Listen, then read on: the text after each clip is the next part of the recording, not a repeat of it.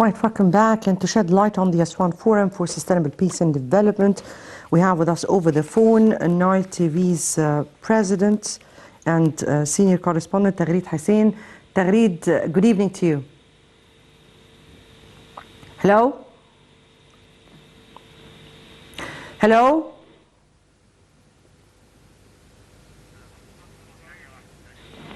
Hello?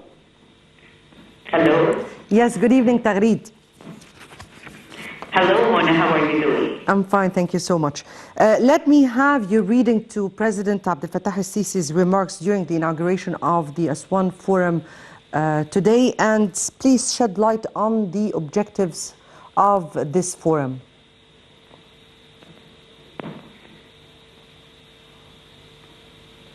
Mona, as you can read from the headline of the forum, Aswan Forum in its second edition, Shaping Africa's New Normal, Recovering Stronger and also Rebuilding Better.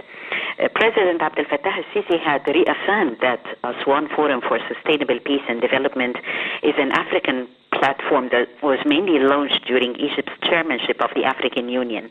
That was back in 2019, with the main aim of mainly achieving security, stability, and sustainable development in Africa, and also to promote cooperation and partnerships among the African countries. Addressing the opening session of the forum's second edition, the President welcomed the heads of state participating in the virtual event and said that COVID-19 prevented the African leaders from meeting face-to-face. However, Egypt was keen to hold this second edition in order to build on the outcome of the first one and also the success that has been achieved in it. The President had asserted his trust that the event is always a good chance for exploring the best means and the mechanisms in order to face the common challenges and discuss joint cooperation in order to overcome the COVID crisis and achieve also security and stability in the continent. As you know, Mona, that it is a very significant forum taking place. It is being held virtually from today, Monday, till the 5th of March. And it brought together leaders from governments, regional and international organizations, financial institutions, also the private sector and civil society, as well as visionaries, scholars. We've met earlier in the day with the key experts and ambassadors of the different African nations attending. And we are definitely building on the inaugural Aswan Forum and its conclusions. And it mainly aims at advancing a positive and forward-looking agenda as Africa charters on its pathway for recovery post-COVID-19. Mona. Yes. If I may ask you, Taghreed, the edition of Aswan Forum today was held under the theme of Shaping Africa, as you said, respectively, Africa's new normal, recovering stronger and rebuilding better.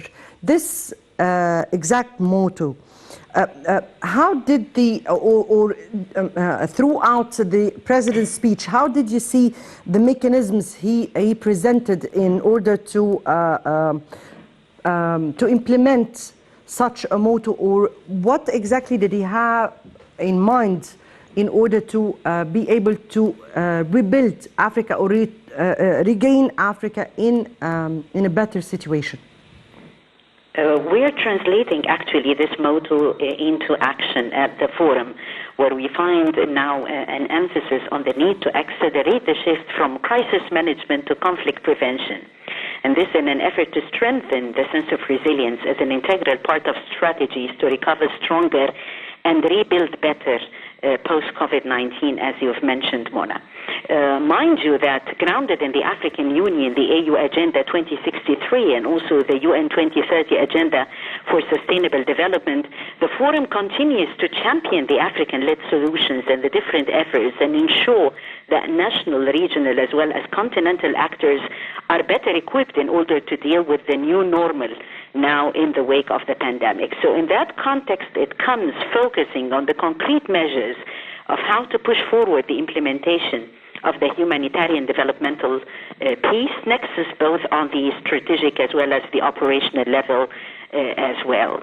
So it has been very much well prepared. It took great efforts, and it's under the supervision of a national coordination committee headed by the Ministry of Foreign Affairs, the Cairo International Center for Conflict Resolution, Peacekeeping and Peace Building.